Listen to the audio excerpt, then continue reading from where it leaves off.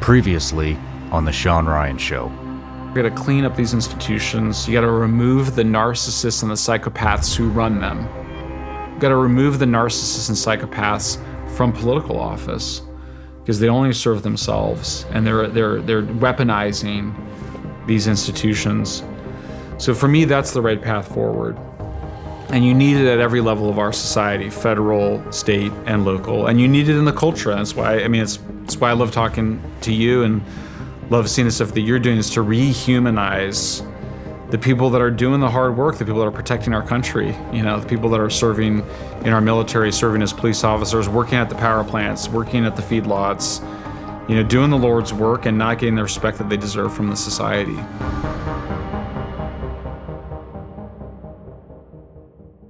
I think that, we're batting around right and left stuff. I think the party lines are just becoming very blurred, and it's anybody who actually takes a moment to think about how things are panning out. It's starting to look like one big team to me, one big uniparty. Yeah. And in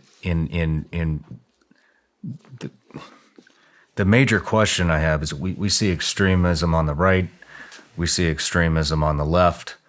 We don't see a lot of middle of the roaders. Now I think that the middle of the roaders, the moderates on both sides I just don't feel like it's being covered.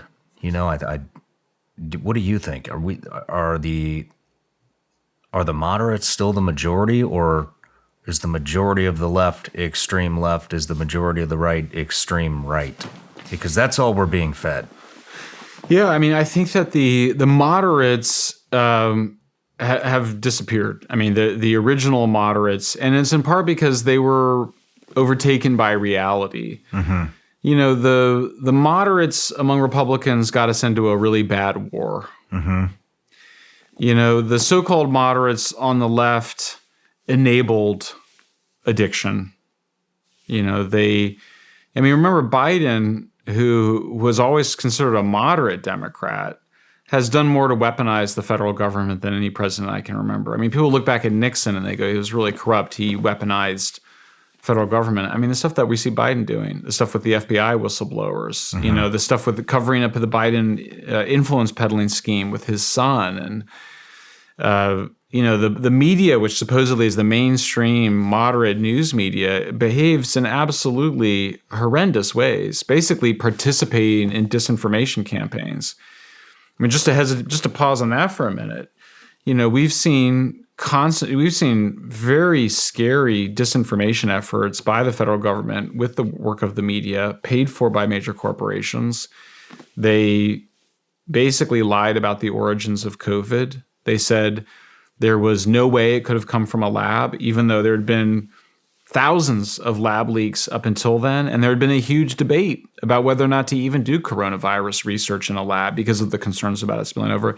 They came out right after, early 2020, said there was no way it was a lab leak. That was a lie. We know it was a lie. Our sources tell us that it was from the Wuhan lab. And yet you had Anthony Fauci, you had top people saying, oh, it's a conspiracy theory. They said that the vaccine would prevent infection and transmission. Did neither thing. Now, I think for elderly people and vulnerable people, it did prevent hospitalization. I took the vaccine myself. I'm in favor of it. But the amount of lying about the vaccine is really quite incredible. A Hunter Biden laptop. It was always obvious that it was what it appeared to be. And yet you had all these former CIA directors and others come out and say it had all the hallmarks of a Russian information operation, spreading disinformation, demanding censorship of their opponents. We see the White House demanding censorship by Facebook and Twitter. The entire time that my colleagues and I have been exposing the censorship that we've discovered that occurred at Twitter before Elon Musk took over and that occurred at Facebook, particularly since Biden took office, but before then, the mainstream news media for the last year has been saying that we were conspiracy theorists. There was no censorship going on. It was just content moderation, and there should be more of it. That's all now been exposed. We have the Supreme Court just announced last week that it's going to hear as a First Amendment challenge Missouri versus Biden, a lawsuit by the attorneys general of Missouri and Louisiana against the Biden administration for its demands for censorship. Everybody knows that if you get the COVID vaccine, you could still get COVID, still be transmissible. We've seen, we broke the story of the first people, according to our sources, to get COVID that worked in the lab in China. Wall Street Journal came out a couple of weeks later, came to the same conclusions. We see with the FBI whistleblowers, and we obviously have seen with some of the UFO stuff, where we have for decades the government saying that they're not studying it, they're not covering anything up, and we know that they've been covering up a lot, and still are covering up a lot. So I worry, because when people say that it's a problem to have all this distrust of the government, I agree with them. But the solution is not for us to just start blindly trusting the government. The solution is to have more transparency, is to have some accountability. Like, why can't we get the JFK files? Why can't we get the UFO files? Why can't you tell us the truth about COVID origins? Why can't you tell us the truth about the vaccine? I think, there's obviously powerful interests that have an interest in maintaining these lies. But I also think it's just short-sighted and dumb, and stop treating us like children. America was always special because we didn't come from kings. In Europe, it was always the kings who would gradually allow more freedom of speech and then gradually allow more rights for the accused. In the United States, we started with free speech as sacrosanct, and we started with innocent until proven guilty, and everybody is equal before the law. No matter your color or your wealth or whatever. And obviously, we had to get over some terrible things, including slavery and all this horrible stuff. But we got to a place where we had equal justice under the law. We want to protect that. So I think that something's got to break. We're at a pivotal moment in human history and American history. The distrust is at an all-time high. People don't trust the media. They don't trust the government. They don't trust our institutions. So we need to start seeing some big changes before we can win that trust back. And then it's going to be a long road, because I think we all know this experience where you can have a lot of trust. It takes a long time to build up trust, but it doesn't take very long to lose it. Yeah. I'm getting a little off topic here because I want to stick with California, but I'm going to run with this. California definitely seems to be leading the way in dismantling itself. Country right behind it, but this isn't just an American problem. This is a world problem. The entire world seems to be just coming unglued at the hinges. No matter, it's everywhere. Yes. The woke stuff, it's everywhere. The government overreach, it's everywhere. We see UK is going after Russell Brand, trying to get all of his money. It's every corner of the world seems to be going through something. What do you think is at the root of all of this? That's the right question. It's a really powerful question. You're absolutely right. Clearly, we're a single species of humans, and we're connected in a lot of different ways. You see it at different points in history, right? You see the 30s, it's a period of major change. Again, in the kind of late 60s, early 70s, clearly we're in that new phase, kind of every 50 years or so. Something's going on. Our leaders are weak. It's very weak leaders. We have a president of the most powerful country in the world who is barely there, very much struggling to walk, struggling to think, struggling to speak. The head of the opposition party, the Republican Party, Mitch McConnell. He literally freezes when he speaks. Said two. I'll call them strokes. They said it wasn't, but I'll call them strokes. 2 strokes in 2 months on camera. Yeah, that's just on camera. That's right. Nobody's counting how many times this happens off camera. We have people dying in office, reading their notes for them at Senate hearings. Yep. What? Boy, as a symbol, a symbol of a civilization in crisis. Leaders that should no longer be leaders. They're too old. They're too unhealthy. We look at Israel. We think that the solution is, the head of Israel, the prime minister, thought the solution was to support the more radical Palestinian group, Hamas, as a way to divide the Palestinians in the West Bank and Gaza. That obviously failed. He thought he could control the Palestinians that way. We look around the world and we see weak leaders. I'm not familiar with that. So Netanyahu was funding Hamas? That's right, and authorizing the funding through Qatar of Hamas, supporting Hamas as a counterweight against Fatah, which was the more moderate party that controlled the Palestinian Authority in the West Bank. Netanyahu is, there's other things he did. I mean, he moved the security from Gaza to the West Bank. That should have been there. They over-relied on this fence that turned out to be very flimsy. They could just take a little bulldozer through it. So the miscalculation on the part of Netanyahu, it's reminiscent of the miscalculation by the neocons in the United States under Bush and Cheney. So you see poor decision-making by leaders. You see delusions of being able to control chaotic actors that they're simply not able to control. We see borders that are porous or open in the United States. We see borders in Europe where they can't control who comes in, caught between being cruel or allowing chaos. So the system is unraveling right now. And that's the most dangerous time. It's the period in between regimes. So we're clearly the regime that you might call it the neoliberal era on the kind of left and center left, or the neoconservative era on the right and center right. Both are failing. We sent too much of our industry to China.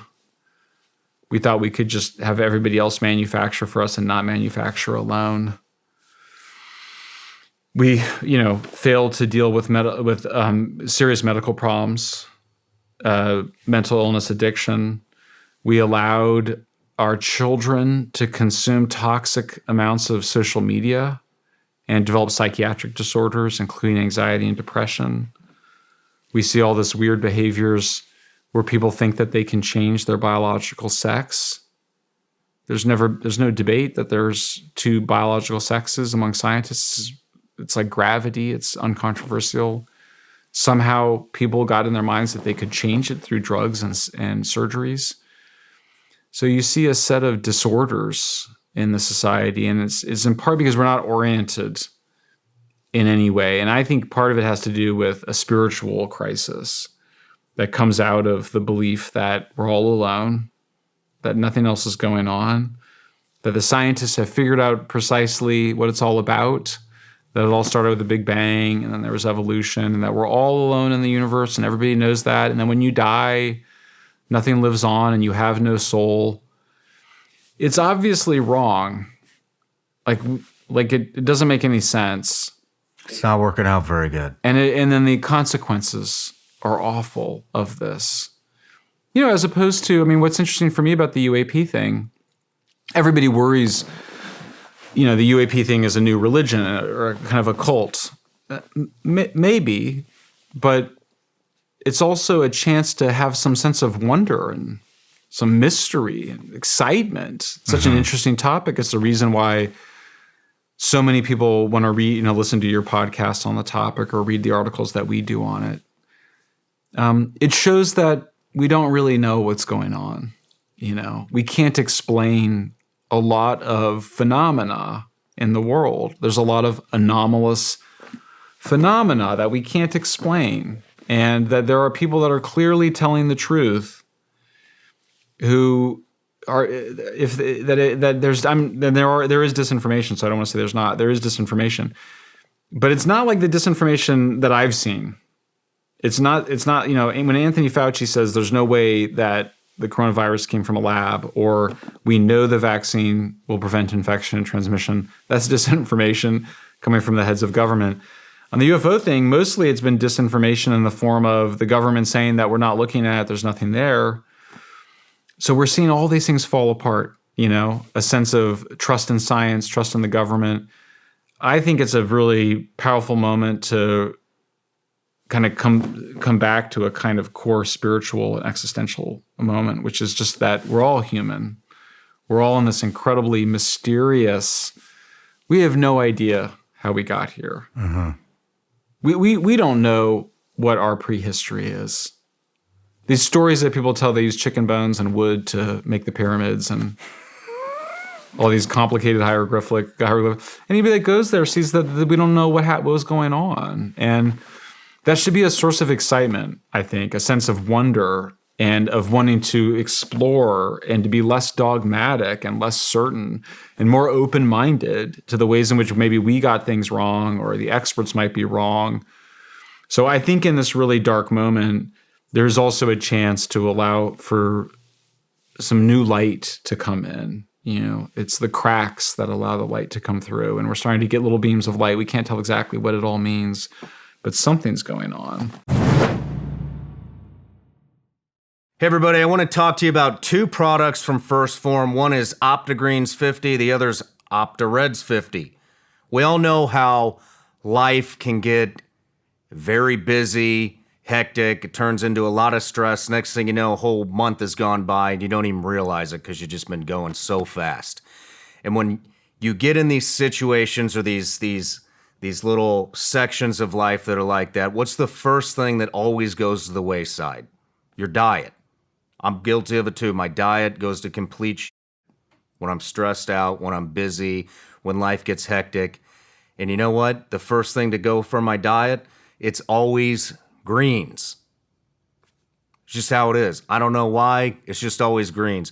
And so I started trying this new product from First Form, OptiGreens 50. These are great. They are processed with low temperature. That way they don't affect the ingredients. There's no synthetic colors, flavors, sweeteners, or preservatives. It's 100% non-GMO and gluten-free. Here's the cool thing. They come in these little travel packets now, right? So you can keep these in the truck, keep them at work, keep them at home. Open one up, dump it into a bottle of water, and there's your daily vegetables, greens, whatever you want to call it, intake, right? Then on top of that, they also have OptiReds 50, which is your daily reds intake. These are also amazing. They actually taste pretty good too. So if you're looking to get your diet back on track, or at least supplement vegetables and reds and greens when you're busy and you don't have time to cook the way you'd like to, I suggest you try First Form. Check out OptiGreens and OptiReds 50 from First Form. It can help fill those gaps and give support to your hectic life. Visit firstform.com/SRS to get yours today. That's firstform.com/SRS to get yours today. And get free shipping on orders over $75. That's OptiGreens and Reds 50 from First Form. Are you traveling this holiday season? Well, Pure Talk has you covered because they've just added international roaming in over 30 countries. That's right. Whether you're making calls from the Vatican or on a beach in the Bahamas, you're covered. From the steps of Buckingham Palace or your villa in Santorini, you can dial away. And here's the best part. There's no rate increase. Pure Talk still saves the average family almost $1,000 a year with plans starting just at $20 a month. And they put you on America's most dependable 5G network, so the coverage is second to none. Stop dragging your feet, switch to Pure Talk, a veteran-owned wireless company with simply the best U.S. customer service team. Now, with international roaming in over 30 countries, go to puretalk.com/Ryan to make the switch, and you'll save an additional 50% off your first month. That's puretalk.com/Ryan to start savings on wireless now. What do you think about, how long have you been following this UFO stuff? About 40 years. 40 years? We discussed a little bit about this earlier, but what are you finding now? Like for me, And I get a ton of hate for covering this topic. But I don't care what anybody says. There is something to this. And I don't care about the hate. But what I found is there seems to be, it's a very cliquish topic, and there seems to be a couple of different camps, and everybody in each camp seems to think they know everything about they're the resident expert, they know everything, everybody else, they don't know, they're full of crap. Yeah. And then you go talk to that person and it's the exact same thing. I know it all, and just talk to me, and I'll be the one that comes on your podcast to talk about it, and don't listen to these guys. They're all disinformation agents. And right. And it's almost all of them. The only one that I have spoken with that is not in any particular camp is Brandon Fugel, the owner of Skinwalker Ranch. He seems to be, he wants to hear everybody. Yeah. But and I it just seems to be a topic that everybody would want to come together and share information. I mean, we're all living on one planet here. Yes. I think we all have, we're all concerned, about what is going on, but nobody's sharing. What have you dug up? Well, yeah, and Shawn, I should say, I mean, that's why I was excited to make contact with you finally and come on the show, because I think you're bringing a real humanity to the topic and to the folks that have had experiences that I don't think are lying. I think it's very hard for people to. Most people are not very good actors. Most actors aren't very good actors, and so when you see people share these stories, it's clear that they believe what they're saying, and that doesn't mean that it happened exactly like they think it did, or that it wasn't some sort of psychological or some psychogenic part of it, or that the U.S. government or some other government isn't using some new technology to create experiences in some way. I think these are all possibilities. And there's been various forms of disinformation as well. But I think that the spirit that you're talking about is very important right now. And it's a humanizing spirit, because I think it's wrong to dismiss people's experiences. I think it's the right approach is to hear them out. There's definitely some of the grabbiness and the snobbery in the space that I've seen in other spaces. The sort of, I know the truth. I don't think anybody knows. Like, I don't think that the Big Bang explains. I don't think it really explains much of anything. If you want to get down to it, I don't think we know everything about our prehistory or the ancient history or even our evolution. I think there's a lot of mysteries. Every time you have an answer to something, there's always another question of, well, what came before that, or why did that happen? So I've tried in my writing. I've done 4 big pieces on the topic. I did 3 pieces this year. I really enjoyed the experience of working on all of them. And my last one, I wrote about how, around 3 dozen or so, or 30 or more people have come forward and given testimony, either to the DoD department called AARO, or to the Inspector Generals of the DoD, or to the Inspector General of the intelligence community. So this is it's not just one guy, David Grush, who's telling stories. There's actually a lot of other people that have been giving testimony. I feel very confident in that. And in that piece, I made sure to interview and quote some of the most famous skeptics, one of whom is Mick West. And it's not somebody that UFO believers tend to appreciate very much. But when I spoke to him, I said, if you don't think there's anything there, it seems like you would be one of the first person to want the government to share what it does know and to have disclosure. And he said, absolutely. And if there's more people sharing the information, then there's a higher chance that it's true. I thought that was very big of him to say. So what I was trying to do in that piece, because of course, as an outsider to this issue, you come in, even though I followed for a long time, I've not written on it, not had the courage to write on it until recently.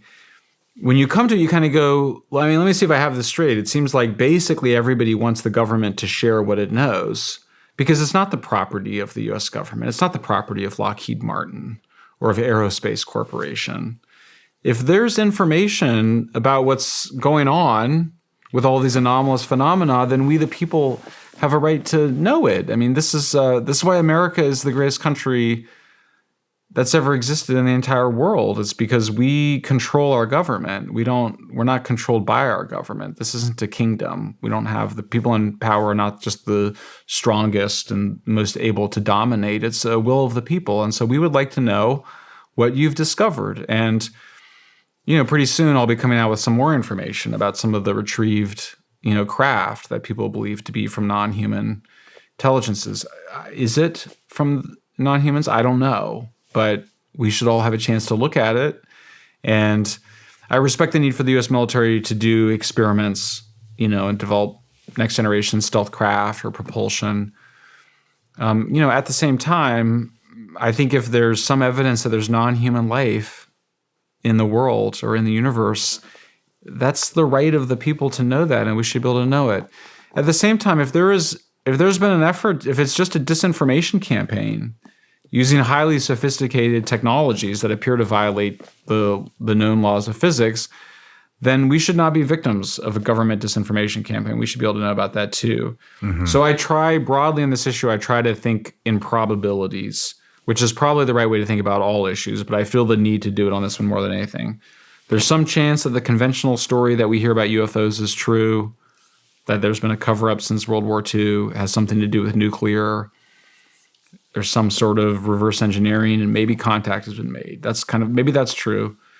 Maybe it's all a disinformation campaign plus social contagion or folkloric contagion. And maybe it's secret, and relatedly some sort of secret weapons programs or whatnot. And then maybe it's unknown unknowns. But whatever it is, it's a reminder of our mortality and of our common humanity and of the importance of having democracy and of having free speech and not allowing a small group of people to control information and have secrecy. And so, I would just accepted an invitation from an organization called MUFON, which is a big organization of UFO investigators, to give a keynote next July at their annual convention. And I'm also speaking to a group of UFO skeptics in December, and I hope to continue to talk to both sides because it seems like we all have a greater interest in knowing what the government knows rather than having it kept secret from us. When is you had mentioned you have a piece coming out about the non-human biologics and crash retrievals. When is that coming out? Well, I'm doing a story about a particular case, which I don't want to say too much about, but I did do an earlier story with multiple witnesses, multiple sources, I should say. And because on the UFO story, like usually as a journalist, you want to have at least two sources for every fact. On UFOs, our standard is 3 or more because it's so out there. Mm-hmm. But no, we had multiple sources and they're well placed in a position to know that says that the U.S. government has between 12 and 30 or so retrieved craft of non-humans. I did not report non-human biologics, but David Grush in his congressional testimony did report that. Mm-hmm. I have also heard that. I have not reported it. I was happy to let someone else say that, but yes, that is coming up in the reports. I wrote about a crash in Brazil that occurred in the 90s. It's a pretty well-studied crash where there was multiple witnesses that say they saw a non-human entity, including alive and dead. And so that is not easy to dismiss, particularly the character of the witnesses and the fact they haven't changed their story and they didn't say what they said for money. In fact, they claim to have turned down money to change their story. So there's just a lot more there than I think most people realize. And it's good for that it be a source of fascination because it's super interesting and important. If humans are indeed, we know that we don't revolve around the sun, and we know the earth is not flat. And it may turn out that we're not alone in the universe. And if that's the case, then it'd be really fun to find out while we're all still alive. Are these skeptics? You had mentioned a skeptic. Who was, what was the gentleman's name? Mick West is, I think, one of the best. Is Mick West a Christian? Do you know? Have any idea? I don't know. I don't think so. Okay. But I suspect not. I find the UFO skeptics to also be atheists as a rule. I have a friend, I won't say his name, who was very mad at me. I had many, just like you, I had many people that were very upset with my first article and begging me not to do this or talk about it. And it's interesting because it's a little bit like, why do you feel so strongly about it? Like what's so upsetting about it to you? Is it really that I'm talking about it? Because certainly there's a lot of people that talk about it. And one of the things that you and I experienced without saying what happened, we both know that ordinary folks in the world have had these experiences. This is not a small group of people. Like you can find people that have experiences, but haven't been comfortable sharing them with you. So, but like I'm a Christian and I also write about UFOs. I don't know how they fit together. They may not. Maybe I'll learn something that will make me question my Christianity. I don't know. But why be so upset about it? Why be so emotionally intense about it? Where I was going with this is if you are a Christian, do you really think that we are the best creation that God could make? I mean, come on, look at us. Right. We're a disaster, you know? And so it's interesting that all the skeptics seem to be atheists. That takes a lot of faith to be an atheist. I actually had, and I should say, I have also some Christian friends that are absolutely horrified by this, and they think it's either not real or it's demonic. I think another thing I've been interested in is the way that we think about free will in the context of this. So, in the Christian story, free will is part of how you deal with the fact that there's evil in the world, and yet we believe in a God that is ostensibly all-powerful and all good. How can you have a God that's all-powerful and all good and still have evil in the world? One of the answers that's been given is that we have free will, and so there's something on us to choose a better world. And so we're sort of realizing God's will through our actions and behavior, but we're doing it freely. We're not just God's puppets. We're not, because that would make it really easy. Then we're not responsible if we're just being manipulated by somebody else. That same sort of debate shows up on the UFO thing, which is that, if there are non-humans, how come they're not helping us? Like why are they if there's non-humans, why are they letting us kill each other, or why are they allowing all these bad things? And there's sort of a similar story that emerges, at least in the conventional story, from people that follow this, which is that there's free will and that we're actually, and that, what do you believe about free will? This is interesting. I literally just had this discussion last night. Wow. And so it was the last discussion of the night, but I'm interested to hear your thoughts on this, and I'll share mine. I'd love to. I mean, free will's, it's one of the most important conversations in philosophy. It might be the most important question, because you can tell a story where we don't have free will, and the story kind of goes, hey, you didn't choose your genetics, you didn't choose your body, you didn't choose your parents, you didn't choose the time and place in which you were born. So to what extent can you say that you choose anything? Everything was chosen for you. And the problem with that story, setting aside whether the truth of it, just setting aside the story, the problem with that story, when you deny free will, or you're actually taking away someone's responsibility. I've been obsessed with this guy, Sam Bankman-Fried, who is the cryptocurrency king. He's in court and trial right now for fraud in kind of a pyramid scheme similar to Bernie Madoff. His mother did not believe in free will and had sort of the same story that I'm describing, which is something that, it's been on the right and the left, but mostly on the left recently has been sort of saying it around criminal justice. Like, you didn't choose your time and place or your circumstances.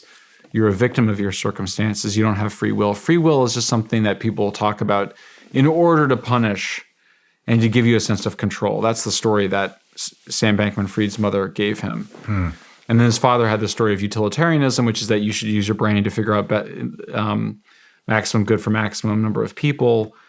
The result is you have somebody that doesn't take responsibility. So one possibility is that the belief in free will is actually what really matters. Because if you believe in free will, then you're more likely to take responsibility for your actions. You're less likely to engage in the kind of antisocial behaviors that are so destructive of society and of yourself. So maybe free will is a myth, but it's a good myth to have, because if you don't have that myth, then people are going to do all sorts of horrible things. I think that's kind of where I come out with it, which is that you have free will if you believe you have free will.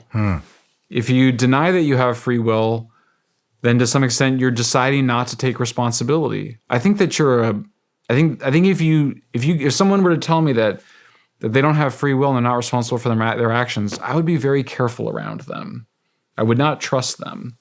Be more likely to trust somebody who takes responsibility, who says, yes, I didn't choose my body or my brain or my parents or my circumstances, but I have consciousness. I'm aware that I make my own choices. I'm going to slow down. I'm going to think about things. I'm going to think about what's good for not just myself, but for other people. So I think where I land is that, and I do have a little discussion of it in here too, maybe free will is a myth, but it's a good myth to have, and we should affirm it. I think we had this discussion last night, as I mentioned, and as a Christian, it's the one question that nobody seems to have an answer to, and I'm new at the Christianity stuff, so I'm diving in, and but what I think is, everybody talks about, surrender to Jesus, surrender yourself to God, and so I think that you have the free will to choose which side you're going to be on. Yep. You're going to be on God, Jesus, the Holy Spirit side, and you're going to surrender. You have the free will to surrender to that, or you have the free will to surrender to the other side, to Satanism, devil worshiping, whatever you want to call it. But you're going to serve one or the other. There is no in between. And so I think that maybe that is the free will. What do you think about that? That's basically where I land. I think it's important to affirm free will.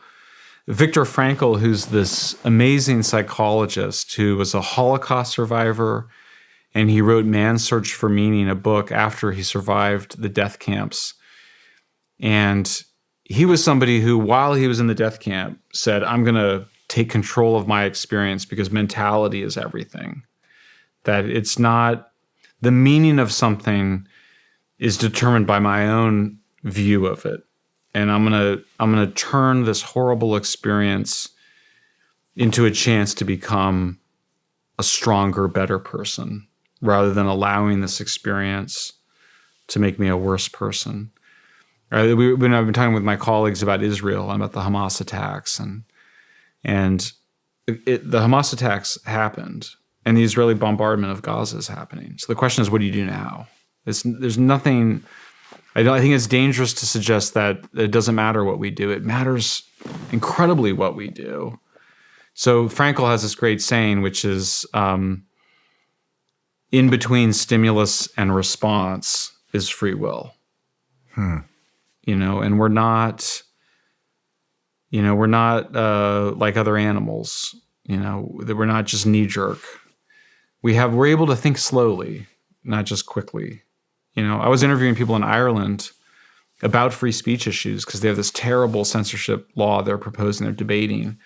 And I interviewed people on the street, and I would, if I'd kind of like, should we censor hate speech? Oh yeah, we should definitely, absolutely. And then I'd be like, well, what would that, what is hate speech? What would count as hate speech? What kind of things? And I would say that because they're Irish, so I'd be like, do you think James Joyce and Oscar Wilde ever wrote anything that might be considered today to be hate speech?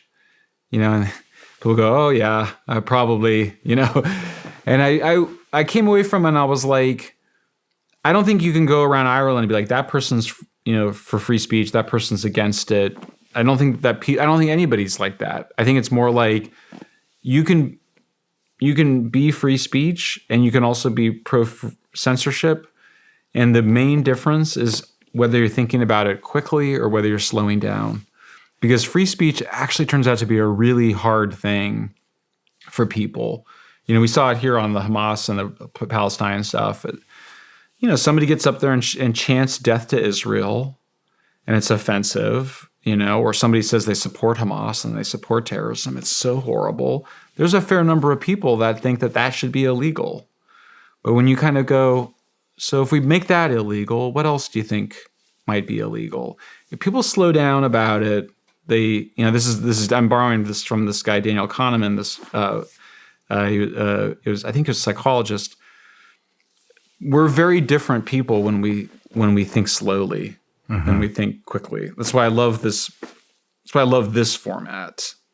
Like I'll go on Fox News or I'll go on News Nation or somewhere, and I'm like, it's a test. You gotta be. What can you say in 30 seconds?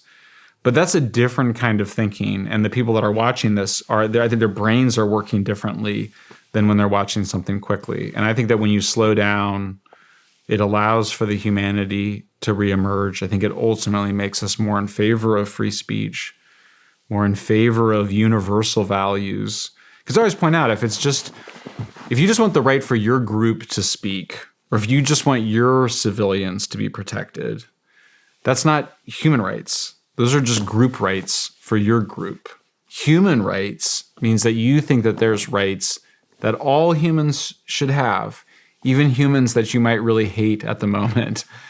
And so for me, that's where I come out with the free will thing is free will is real when we affirm that it's real and then when we slow down enough to really take advantage of it. Interesting. Speaking of censorship, I mean, I know you were on the forefront of the Twitter files, and so I was. Where do you kind of stand on censorship? And I mean, it seems like Elon Musk is free speech all the way. Anything goes. Am I correct on that? On X.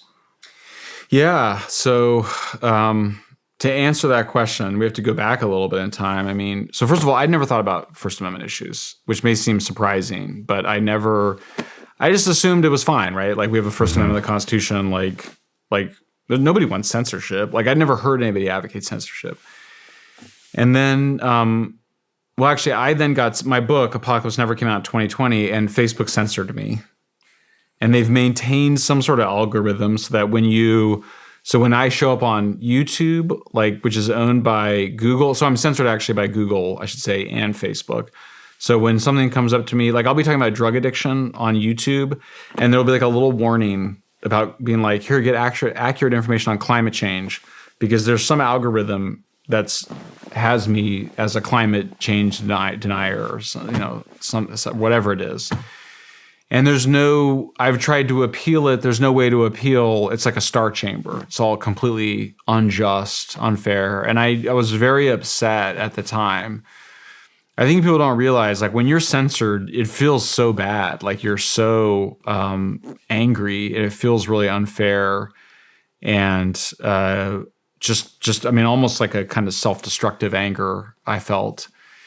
And then that kind of went asleep for a while. I just kind of moved on, and I was like, I can't do anything about it, so move on. And then we were invited to do the Twitter files in December last year, and I've been working on censorship issues ever since. And yeah, I mean, I was just shocked to learn there's just a huge number of people, they're elites. It's not the people that bag your groceries or, work at the gas station or work at the factory floor, it's not cops and nurses. It's people that work at universities. They work at think tanks. They work at news companies, and they want the social media companies to censor speech that they don't like, legal, permitted speech. And it's shocking.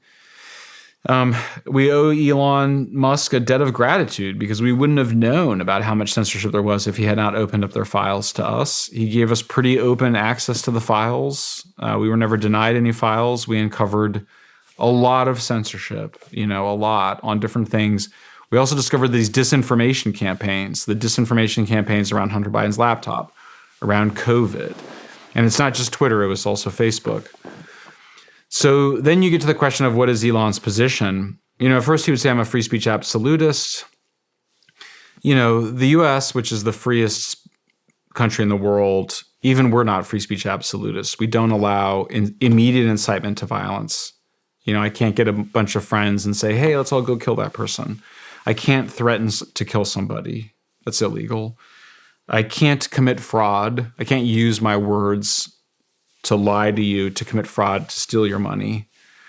And I'm also not allowed to engage in libel and defamation, although those is a very high bar. You're allowed to say terrible things about other people in the United States. It's very much protected. So very small limit. So nobody's technically a free speech absolutist, but I'm with him in spirit, which is that I think we should have very strong protections for free speech, much stronger than they have in Europe.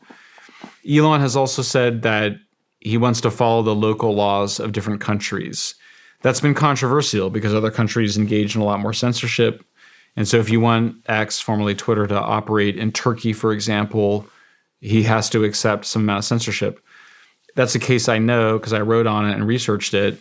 Elon was criticized for allowing the Turkish government to demand that certain people be taken off the platform. He did that. He complied with the law. I and others encouraged him to release to just be transparent about it. If you have to do censorship, it's better to be transparent because, like in the case I was describing with YouTube and Facebook, I don't even know the ways in which I'm being censored, and so it's a little crazy making. You kind of don't know, like you can become paranoid. So at least you're transparent about here's the censorship that we've done. Mostly, I think he's done a good job on it. I'm sure, I think there's, some cases that are on the line, but much better than Mark Zuckerberg at Facebook had done and others. But I think the short and long of it is that there's really like a shocking number of people in the United States of America today that want to see more censorship. Mm-hmm. They justify it in all sorts of ways. They say they're protecting people from harm. That's kind of what everybody says. But I don't really know if psychological harm, people say terrible. I mean, you're a public figure and we're public figures. People say awful things. People have wished me death and all sorts of terrible things. I think they should have the right to do that. I don't think they should have the right to organize a mob to come to my house and threaten to kill me. Yeah. That's where I would draw the line. But pretty much beyond that, I think there should be freedom. And and the crazy thing about it is that we actually have to speak up for it because I think there's so many people that really don't believe in free speech. Yeah. It's getting to be a tricky topic, I think. I am definitely pro First Amendment, pro freedom of speech. Man, though, there's so we're both somewhat in the truth space, right? Yeah. That's what you want to call it. There's a lot of weirdos in the truth space, is what I'm finding. I've had a couple show up here. Some of the interviews will never be released because I don't necessarily know if it's factual, and but kind of where I'm. So what I do here, I mean, a lot of people watch this. We hit the number 2 podcast in the world a couple months back. Amazing. Congratulations. With that comes a lot of responsibility. And what I don't want to do is just bring everybody on and just, hey, let's hear what everybody has to say, because everybody thinks that just because I have somebody on that this is 100% factual information. Right. And so the way I kind of try to navigate it is whatever the information that's being put out, is that going to affect somebody's decision-making process that could affect their life in a negative way? And so let's bring up the UFO whistleblowers. We got a ton of hate about that. Lots of hate. Whether those guys were telling the truth or whether they were lying, that's not going to affect anybody's decision-making process on the day-to-day. It's not going to affect medical decisions. It's not going to affect legal decisions. It's not going to affect financial decisions. You can take that information and what are you going to do with it? Right. You either Believe them or you don't.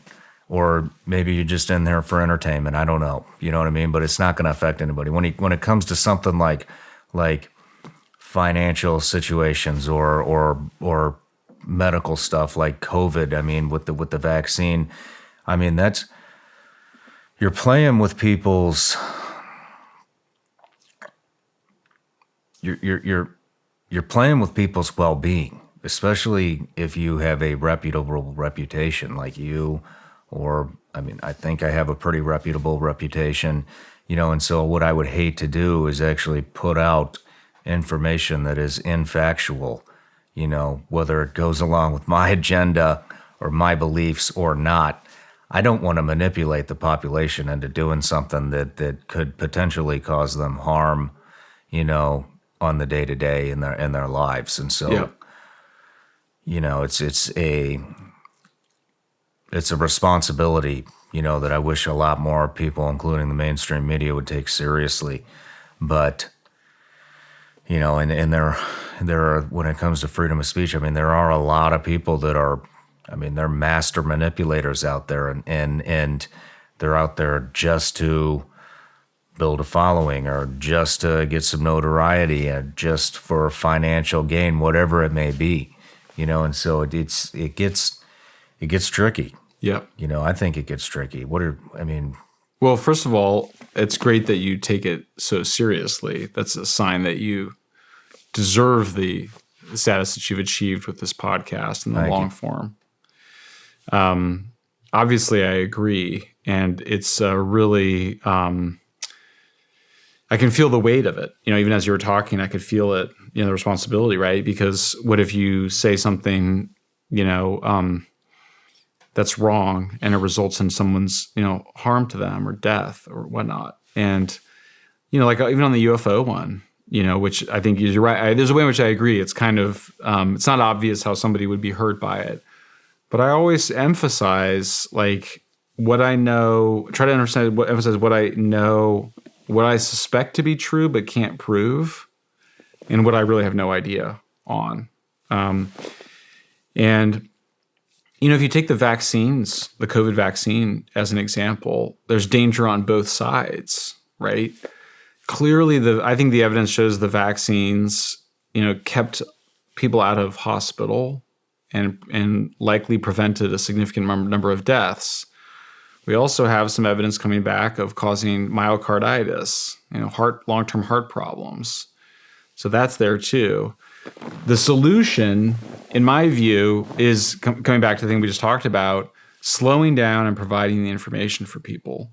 On the vaccines, for example, we saw people not really providing the full picture. And we also saw government officials saying things were safe, even though they really didn't have the science to show it, in part because the sample sizes were too small, in part because not enough time had passed. And it's complicated. Vaccine science is challenging, difficult science for lay people to do. I hired one of my colleagues, Alex Gutentag, who I think is one of the best journalists in America right now on COVID vaccines. She was deplatformed from Twitter, I think for 48 hours. It wasn't the worst. For literally repeating the information in a Pfizer press release about its own science. Are you serious? Yes. And that's not the only case of that. We would see censorship of what they themselves would acknowledge was accurate information that they worried would cause vaccine hesitancy. I think it's an important example because I see this on a lot of other issues. We would see the White House demanding this of Facebook, saying, yes, that's accurate information, but we don't want it to get out there. We want you to censor it because it could lead to vaccine hesitancy. Facebook came back to the White House and said, our research shows that if you censor this information and you prevent the conversation, it will make people more vaccine hesitant because they will be suspicious that they're not getting the full picture. And the White House said, do it anyway. Why did the White House say do it anyway? Well, in part, I'm not saying entirely, but in part, because the news media, the reporters were asking the White House why this accurate information was being allowed to be shared on Facebook and social media. And so I share that example because it's even worse than you think. There's some risk that people that care about the truth will get it wrong. And that's just always going to be there. And we have to do our best. We have to prepare as you've prepared. You have to, do a book with a lot of endnotes and a lot of research. I mean, books are, for me, they're a way of really slowing down your thinking. I mean, I have 1,200 endnotes in each of my books, a lot of research. Being very careful with what I say about and not misrepresenting my own certainty about certain things. But then there's this whole other thing going on where there's people that have a really clear agenda, which is to get everybody to take the vaccine. And they're going to just, bulldoze the truth in order to get that out there. And it doesn't have to be that way, I don't think. I think that we're capable. Some of this is the same thing I was talking about in terms of the treating the public like children. I think people can handle the complexity that, like, older Americans, people over 70, really are going to benefit from getting the vaccine. It's really important, and people with pre-existing conditions and whatnot. But that kids probably don't need it. Like, I don't think that's that hard. So you had the COVIDians just become very dogmatic. And so I think that, for people like for us that are trying to make sense of information and different sources, there's some tools you can use. I mentioned one of them on the UAP whistleblowers is having multiple sources, doing your research, providing the caveats, asking the hard questions, pushing back when it feels like somebody's overgeneralizing or going too far. But then I do think there's definitely people in the society that are engaging in, influence operations, disinformation campaigns aimed at advancing an agenda, kind of regardless of what the facts are. Those of you that have been around SRS for a while know that we take mental health very seriously here. So seriously that in almost every episode, you'll find a segment where we discuss how to improve your mental health. And part of improving your mental health is keeping your mind sharp. And part of keeping your mind sharp is giving it the fuel that it needs to balance energy, focus, cognition, and just regenerating your brain. That triggered me to go on a journey to find the supplement that supports brain health with the cleanest of ingredients on the planet. And I found it.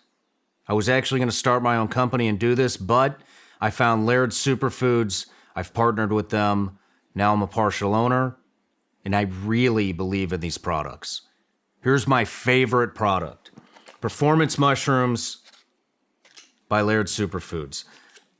Brain Fuel. You can put this in your coffee, you can put it in your tea, you can drink it raw, you can mix it with their greens, you can do all kinds of stuff. Bottom line is, this is the best possible supplement with the cleanest ingredients, all sourced in the United States, that supports brain health. And here's two other products that I'm a fan of. Laird Superfoods Creamer. Guess what? Contains functional mushroom extracts. Put this in your tea or coffee. And most of you know I'm not a caffeine or coffee drinker, but a lot of you are, and they just happen to have Laird Superfoods coffee, organic Peruvian coffee with, you guessed it, functional mushrooms that support and regenerate your brain. Go to LairdSuperfoods.com. Use the promo code SRS. You'll get 20% off. Guys, this is the real deal. These are the finest of ingredients. Check it out. LairdSuperfoods.com. Promo code SRS. 20% off.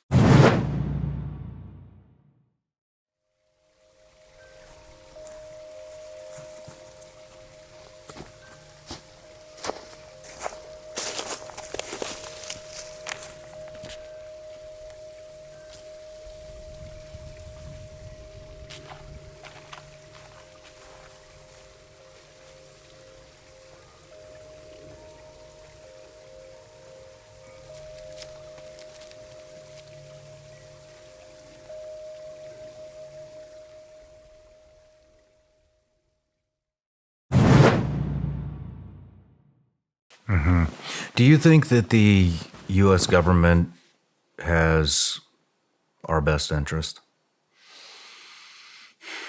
Define U.S. government. Do you think that mostly right now my answer is no. I mean, I have very little confidence in our leaders. I mean, we can go through all the institutions. You know, I don't have. I mean, much, let's just look at the FDA. Yeah. There's a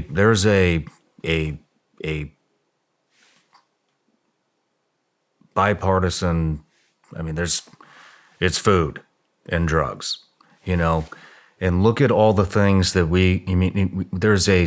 now the life expectancy for an American is 76 years old. Our food is shit. Canada, I mean, they have like another 6-year life expectancy.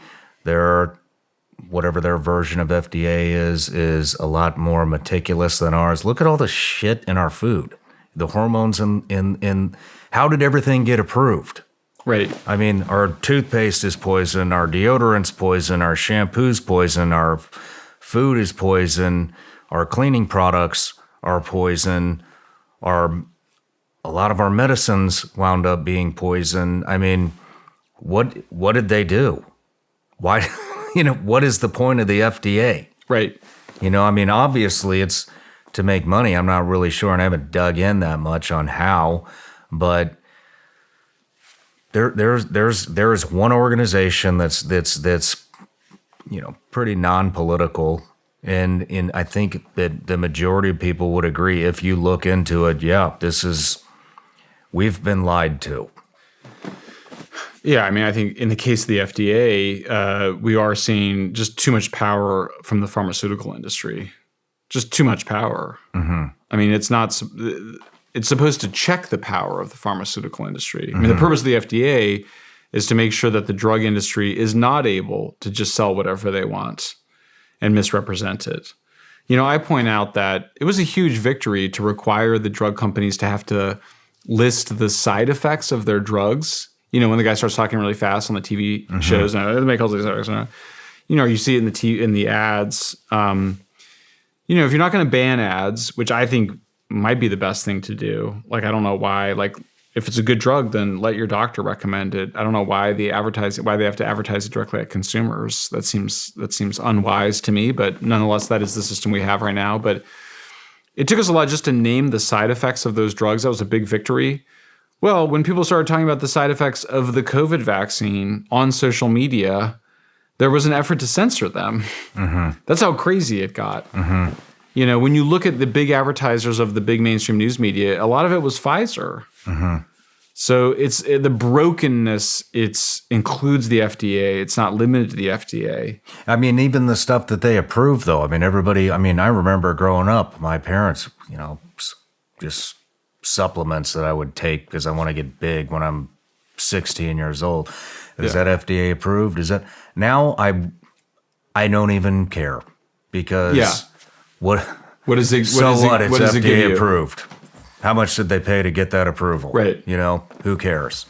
I mean, we looked at it. We did a piece on remdesivir, which was heavily promoted as a treatment for COVID, and it has very toxic effects. We can't quite believe that it ever got approved. I was actually shocked by it, and we had multiple people working on it, and went back and looked at the actual science of it, and I mean, mainstream science raising serious concerns around the impacts on kidneys from remdesivir. So and it appeared that it was both sort of the influence of the pharmaceutical companies. It's also just the power of these government agencies. They get their they kind of get their brains oriented on a particular path. I think another thing is just, we just probably rely too much on the pharmaceutical and medical model. I mean, we know when you look at what the factors for human health, it's the stuff that we've known forever. It's exercise, which just I love always as an example because everybody knows that exercise is amazing, both for your physical health, but also for your mental health. I mean, for me, the mental health benefits of physical exercise are as great as the physical benefits. Eating right, people were promoted. We promoted a high carb diet that we now think is quite toxic for people. The diets that our grandparents ate.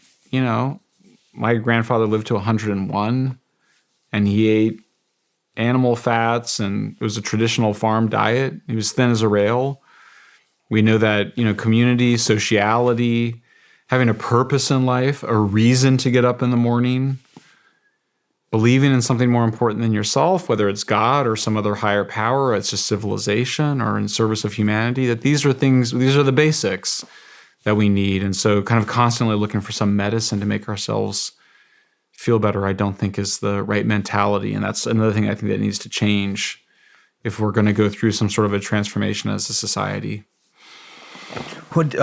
Switching gears here with back to X. I mean, I don't know how close you are with Elon, but what can we expect X to turn into? It sounds like it's turning into the everything app. What does that mean? I mean, it's a good question, and obviously, I don't work for X, and and in fact, I do have a subscribers there, but X takes some of my subscriber money. So if anything, X works for me. I'm a content provider on it. And so, I mean, I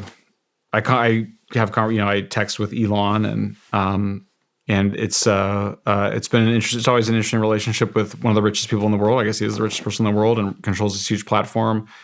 I'm a skeptic of renewables and electric cars, and I've written about that, and our relationship has been okay despite that.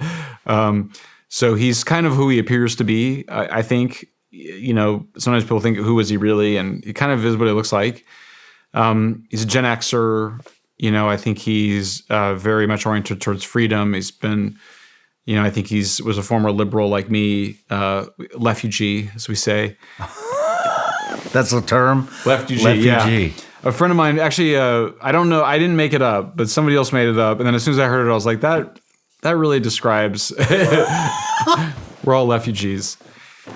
So, look, I think that he's in the middle they're in the middle of a information and economic war right now. Mm-hmm. I mean, you see it on the platform. I mean, he's having, they're competing, so he's competing with the big newspapers for advertisers. And so there's an economic incentives behind the war that's going on between X and the New York Times, Washington Post, other publications. Now, the New York Times is a very profitable, very successful company. The Washington Post will lose $100 million this year. Both Facebook and X are sending fewer people from their platforms to the news media outlets. If I have the numbers correctly, I want to say it was something like 180 million people were being referred every month from each, or 100 million referrals each month back in early 2021. And I think today it's down to something like 40 or 45. Oh, wow. So there's been a huge decline, and the decline is due to different reasons. In the case of Facebook, Mark Zuckerberg restricted news content from being shared on the platform just because he was under so much political pressure, mostly from the left, but a little bit from both sides. I think he just said, hey, forget it. We're just not going to do as much news. We're going to double down on weddings and, sharing photos of your grandkids and in the VR stuff that he's doing. In the case of Twitter, it was also going down. I think just as a function of more people staying on X rather than clicking through to the news articles. And Elon has clearly wanted to encourage that. So there was sort of a famous moment where, Elon got into sort of a public spat with another one of the Twitter Files authors, Matt Taibbi. And I think Elon wanted Matt to come and publish at X. I think Matt felt like, hey, I'm already publishing at Substack, which, in case your viewers know, is a subscription newsletter. Same thing with me. I'm on Substack, and Elon wanted me to also publish at X. And I was like, well, I get paid to publish at Substack. I need to make my living. And then he said, oh, well, no, you can have subscriber-only content at X. And so I was like, well, that's fine by me. I'll just charge the same amount to be a subscriber at X as at Substack. It actually ended up influencing our whole business model, because my view is I want my content on every social media platform. I would like it at X. I would like it at Substack. I would like it at Facebook. I would like to be treated fairly by Facebook and Google and YouTube. And if they're going to censor and engage in bias, then I'm going to call that out. But I do think that there's an evolution that's happening very quickly now, where the social media platforms are becoming a little bit more like publishers, and the publishers are becoming a little bit more like platforms, where the New York Times is so successful, I think, in part because it's not just news. It's also got, product reviews and sports and games and all sorts of other stuff that keep people on the platform where you can advertise to them. But I think that we're in the midst of a huge shakeup in the whole news business. Mm-hmm. It's been there for a while, but for a while, Twitter reinforced the older model, which was that there's some trusted sources like the New York Times and CNN and Washington Post, and then there were other sources, the citizen journalists, who were not as trusted. I think now that's all changing, and now we're on more level playing field, so that a small, news organization like my own, Public, can compete with the New York Times. I mean, obviously not exactly level playing field. We're tiny. We have $1 million in revenue a year. New York Times is $2.3 billion. But on X, it's a much more level playing field. So you'll see our social media posts will get a lot more traffic than posts from the New York Times. Interesting. Where do you see where do you think this news stuff is going to wind up? I mean, it seems like, I think Fox News, I think they have 1.7 million daily viewers.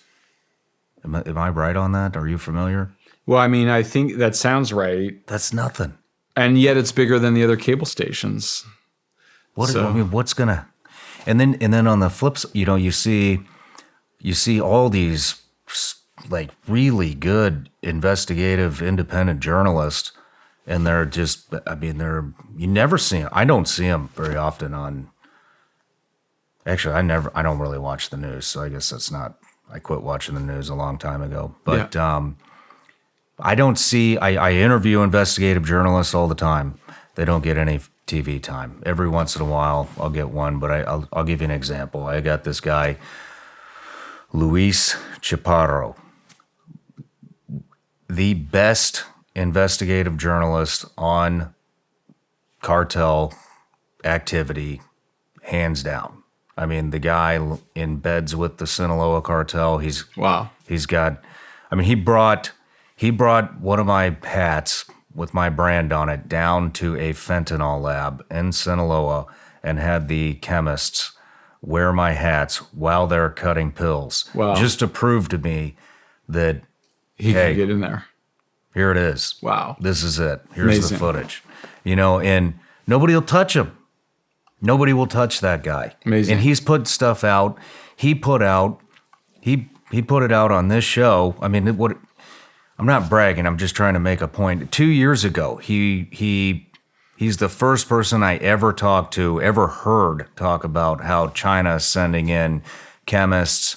He had video of it in supplies to make fentanyl, the most deadly fentanyl imaginable. 2 years later, today, it's hit the mainstream. This guy isn't anywhere. I mean, I had another interview. It's coming out.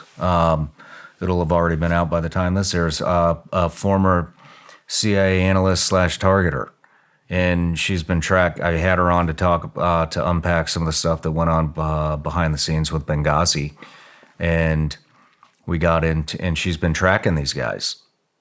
She's a targeter. That's what she does. Now she works for DOD. Guess what? Oh, yeah, they're coming up through the southern border. She's still tracking them. Wow. But it's like, why is the media not talking to people like that? I mean, they're out there, they're trying to get in, and they're not giving them the time of day, and then the American public listens to some talking head when we got the real deal. We have a real Central Intelligence Agency targeter, the best of the best, and nobody wants to hear what she has to say. Yeah. Yeah, I mean, it's frustrating because I know the experience of you'll work on a story that you think is super important and it doesn't get the audience, the excitement that you wish that they would show to it. Or then I might do something that's a lot easier and it gets a lot more attention. So that's definitely always been a part of journalism. It's not the attention, though. That's not what I'm complaining about. I know the people want to hear it because Luis is one of my top. I've had him on 3 times now. Yeah. And every time he knocks it out of the park with the audience. It's the cartel subject, and I mean, but the media won't touch him. That's interesting. I don't know why, because it seems like Fox loves that stuff. So I'm not sure about that particular case. I think some of it's, I will say I do think I think some of it may just also be on that. I don't know, but I mean, my experience sometimes with the cartel story is that it feels like we've heard it before. It feels like, and it can be a little depressing, especially if you're like, oh, they've been fighting the cartels and whatever, and then you're like, oh, it's just as bad as always. I mean, I think that the old rule was the content is king. And I think that's still true. I mean, when we have something really new, whether it's on COVID origins or UAPs or, DHS censorship, and it genuinely has not been reported before, we get big numbers on it. If you just take UAPs, we were both talking about we just get a big audience when we do a UAP story. If we do the same story a year from now, it won't have as big of an audience. I think the other thing that I'm excited about is, I mean, newcomers like you and me, we're relatively new. I mean, I'm older than you, but we're both kind of new to having, in particular to this issue. And we're actually able to achieve some amount of success without, mega mass audiences. I can still walk through the airport without being spotted, and yet we can make a living. Even with, I mean, it's amazing. Like we have about 10,000 paid subscribers, but a single person with 1,000 paid subscribers, can earn a living as a journalist, arguably even with 500 subscribers, depending on how much you're charging and how much you want to live on. That's amazing. Like in the history of civilization, where like it always used to be that you had to own the printing press, which was expensive, or you had to own the cable TV stations, or you had to own the satellites or something. But now you can be a journalist and kind of work for yourself because the technology has evolved to the point where I can just report a story, put it on my Substack, and charge you to read the last third of it or the last 2/3 of it, and people will pay. And I don't have to have like a boss who just happens to own the printing press. Like why? Like you and I shouldn't have bosses just because they happen to own a printing press. We should be able to publish what we want to publish and be able to capture most of the revenue. With like Substack, we get 85% of the revenue. That's amazing. Like in the history of truth tellers or journalists or whatever we are. To be able to capture that amount of the revenue, it's incredible. It's a little bit less on YouTube, obviously, or maybe not obviously. So there's different ways of monetizing it. Substack in some ways feels like the final frontier where like you're just paying Substack 10% and you're paying Stripe, the payment processor, 5%, a little bit less than 5%. That's amazing to be able to keep that amount of the money that people are paying for your newsletter. Yeah. I mean, I love doing this. I just wonder, what is mainstream going to look like what's it going to look like in the next year? Well, it's funny because I think Joe Rogan is what the new mainstream looks like. Yeah. Who saw that coming? No kidding. 12 million Twitter followers. I don't know. Is there 10 million YouTube followers? Probably. Yeah. So you get guys like Joe Rogan or Russell Brand that are much bigger than any show on CNN or Fox, and arguably more influential, because I think you trust Joe and you don't think that there's somebody else behind the curtain. Whereas I think at Fox, you have a correspondent, but that the Murdoch family is ultimately deciding what's going to be the priority. Yeah, I mean, kicking Tucker Carlson off just, what was that? I mean, and Tucker's landed at Twitter and done super well, right? Mm-hmm. Every time he does a broadcast, it has, many millions of more views than he would have had on Fox. yeah. So, Well, Michael, I just want to say, I know you got a dinner you got to be at, so I'll wrap it up. But one last question before you head out. And do you have 3 recommendations of people you'd like to see on my show? Absolutely. Have you had the FBI whistleblowers on? I haven't. Them? I think they're all wonderful. So if I were to single one of them out, then they might get mad at me. But I think there's at least 3 and maybe 4 that would be great. I would definitely recommend one of them. We have to have an FBI that we can trust and that we don't think is full of sociopaths that are abusing their police and investigative powers, particularly to entrap people. We've seen things that are very suspicious, including January 6th. We know that there was literally hundreds of undercover informants in January 6th. That's crazy. Mm-hmm. There's a bunch of stuff about January 6th we haven't properly understood. I might recommend Julie Kelly as a journalist, particularly on January 6th, has done a really strong investigation as another journalist. There's so many people I love and recommend. I mean, Matt Taibbi is incredible. I've tried to get him. Yeah. Let me know if I can help. Okay. And then I think the most important researcher on UAPs is Jacques Vallée. He's a bit older now, but I saw him on Rogan and he was very cogent. And then James Fox has done the best documentaries on UAPs. Perfect. The Phenomenon and Moment of Contact, and highly recommend him. I will hit you offline and ask for your connections. I'm happy to connect you. But Michael, I hope to see you again. I really do. This was a great conversation that took a lot of turns that I wasn't planning on doing, and I love what you're doing. Thank you. Where can people find you? People can find me on X at Shellenberger, no C in Shellenberger. And also my Substack is public.substack.com. Perfect. We'll link those below. And in the meantime, I really hope you guys turn that state around. I appreciate it. Thank you, Shawn. And thank you for your important work, particularly for championing veterans. Thank you. You're a really terrific advocate. Thank you. God bless. God bless you.